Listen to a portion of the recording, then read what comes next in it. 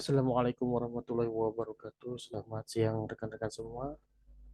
Terima kasih telah memberikan kesempatan kepada saya pada siang hari ini untuk dapat mempresentasikan mengenai review hasil rangkuman pembelajaran materi analisa dan visualisasi data pada pertemuan satu pertemuan ketujuh.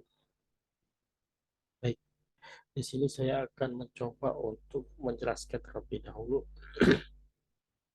definisi mengenai data mining. Apa sih itu definisi data mining? Definisi data mining itu sendiri yang pertama ialah melakukan ekstraksi untuk mendapatkan informasi penting yang sifatnya implisit dan sebelumnya tidak diketahui dari suatu data. Kemudian pendapat lain juga mengatakan kegiatan yang meliputi pengumpulan pemakaian data histori untuk menemukan keteraturan pola dan hubungan dalam set data berukuran besar. Ada pula yang menyatakan bahwa data mining itu merupakan suatu extraction of interesting, non-trivial, implicit, previously unknown, and potentially useful pattern or knowledge from huge amount of data. Itu merupakan pendapat dari Hans dan kawan-kawan pada tahun 2011. Apa dan mengapa dibutuhkannya suatu data mining? Karena data mining sangat dibutuhkan di era zaman modern saat ini. Nah, pada saat ini manusia itu memproduksi suatu data. Manusia memproduksi beragam data yang jumlah dan ukurannya sangat besar. Kemudian kegunaan data tersebut atau implementasinya pada bidang ilmuwan astronomi, bisnis, kedokteran, ekonomi, olahraga, perakiraan cuaca dan maupun keuangan.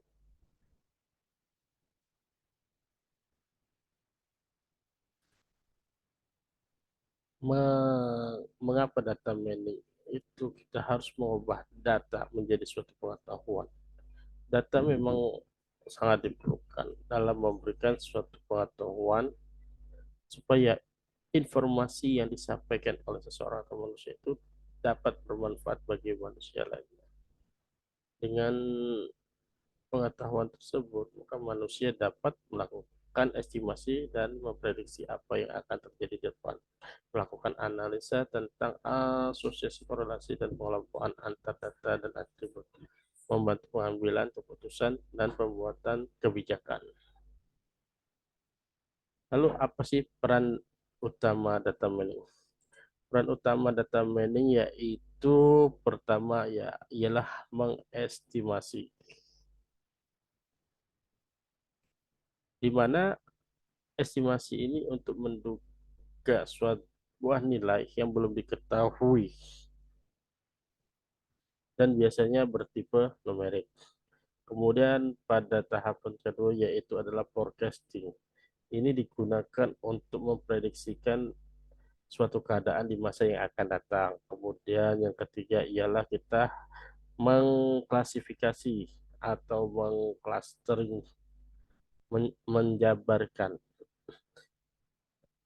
di mana pada proses ini kita harus menemukan suatu model atau fungsi yang dapat mengungkapkan atau membedakan kelas data.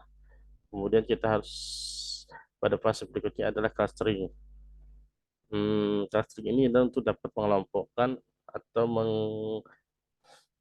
menyamakan data yang memiliki kemiripan atribut sehingga sebuah model serangkaian atau pengulangan serta akan berarti pada model yang telah memusat atau berkumpul. Kemudian asosiasi. Asosiasi yaitu digunakan untuk mengidentifikasi hubungan antara peristiwa-peristiwa yang akan terjadi sewaktu ketika atau analisa keranjang pasar untuk mengidentifikasi item-item produk yang kemungkinan akan dibeli konsumen secara bersamaan dengan menggunakan produk lain. Kemudian, nah di sini kita ada sebuah contoh dalam penggunaan aturan asosiasi.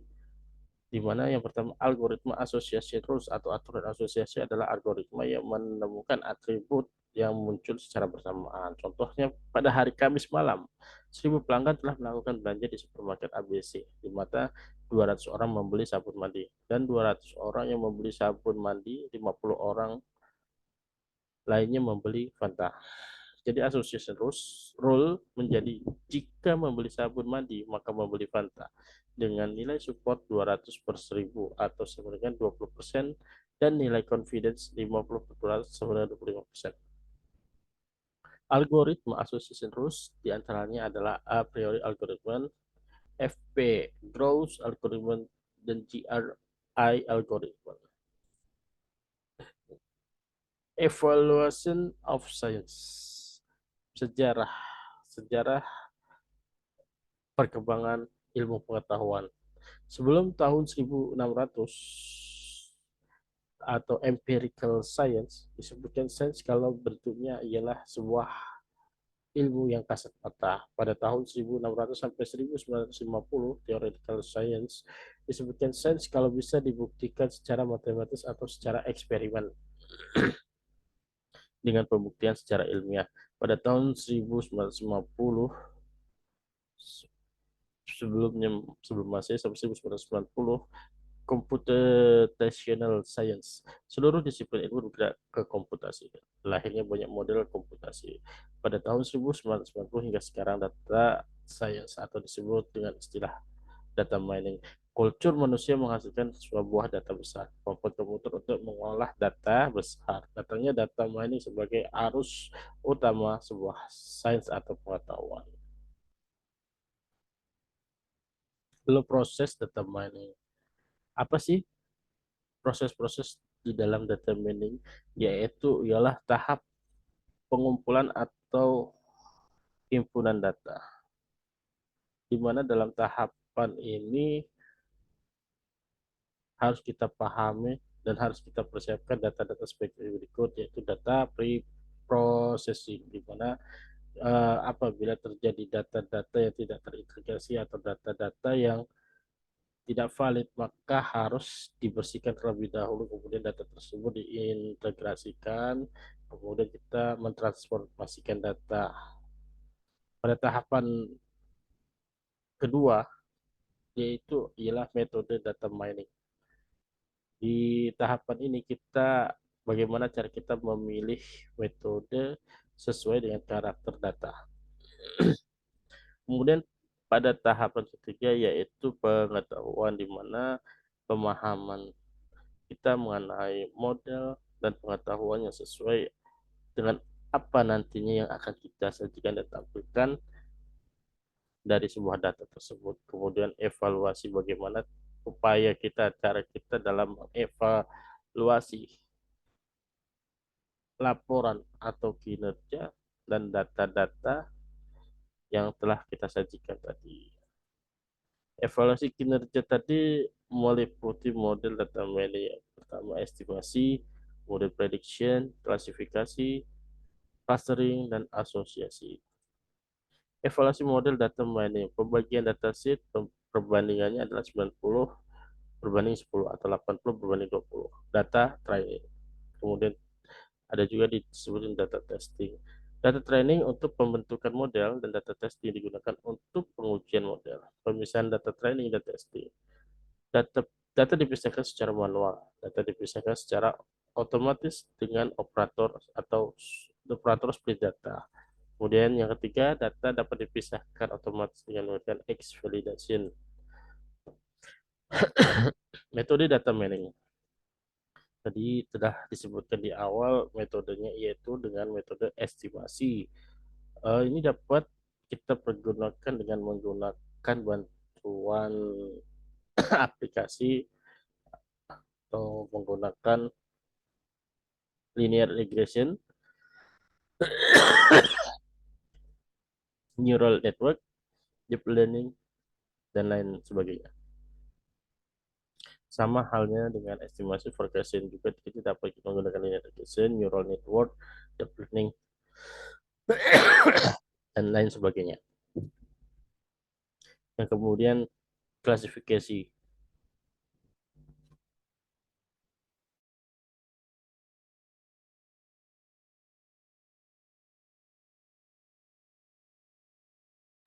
Klasifikasi ini dapat kita gunakan dengan menggunakan pohon keputusan. Clustering ini kita dapat menggunakan metode K-means, K-medo, Medo self-regression, dan Fuzzy, Zemin, dan lain-lain. Kemudian asosiasi ini kita dapat menggunakan FP growth, a priori coefficient of correlation, chi-square, dan lain sebagainya. Data mining standar proses merupakan apa sih yang dimaksud dengan data mining standar proses atau proses standar data mining? Di dalam dunia industri yang beragam bidang memerlukan proses standar yang mampu untuk mendukung penggunaan data mining untuk menyelesaikan suatu permasalahan bisnis. Kemudian proses tersebut harus dapat digunakan di lintas industri, cross industri, dan netral secara bisnis. Tool dan aplikasi yang digunakan secara mampu menangani strategi pemecahan masalah bisnis dengan menggunakan data mining. Pada tahun 1996, lahirlah salah satu standar proses di dunia data mining yang kemudian disebut dengan title disebut dengan The Cross Industry Standard Process for Data Mining, di singkat CRUS di DM.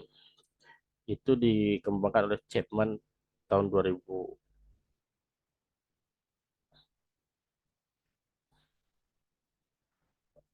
Di dalam CRISP data mining ini apa saja sih? Yang pertama yaitu pengetahuan mengenai data bisnis, pengetahuan mengenai bisnis, kemudian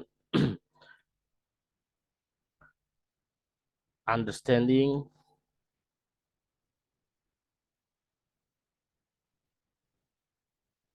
data understanding, pemahaman mengenai data suatu data, kemudian kita harus mempersiapkan data preparation, di mana tahapan ini meliputi semua kegiatan untuk membangun dataset akhir. Kemudian kita mengambil suatu langkah atau model pemilihan penerapan berbagai teknik pemodelan beberapa meter untuk menyesuaikan dengan data mining yang telah kita tentukan tadi. Kemudian bagaimana kita mengevaluasi agar diharapkan nantinya memiliki kualitas baik jika dilihat dari sudut pandang analisa data. Kemudian yang terakhir ialah kita mengembangkan atau mempresentasikan suatu informasi ke dalam suatu bentuk khusus sehingga dapat digunakan oleh orang lain. Dalam tahapan ini dapat disajikan berupa laporan sederhana, kemudian kita mengimplementasikan proses data mining yang berulang dalam suatu proses perusahaan. Namun di samping analisis data, karena sangat penting bagi konsumen untuk memahami tindakan apa yang harus dilakukan untuk penggunaan model yang telah dibuat. Mungkin itu saja yang dapat saya sampaikan dalam pemaparan materi review rangkuman pembelajaran pada pertemuan 1 hingga 7 mengenai mata kuliah analisa data dan visualisasi data. Kurang dan lebihnya saya mohon maaf jika terdapat kekurangan dan ketidakpahaman saya dalam penyampaian materi. Dan saya akhiri, selamat siang. Assalamualaikum warahmatullahi wabarakatuh.